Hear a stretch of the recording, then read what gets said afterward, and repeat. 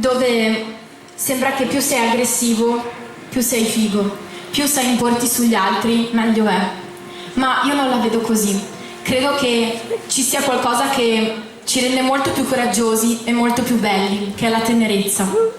Quindi adesso, anche se non vi conoscete, abbracciatevi e cantiamo insieme.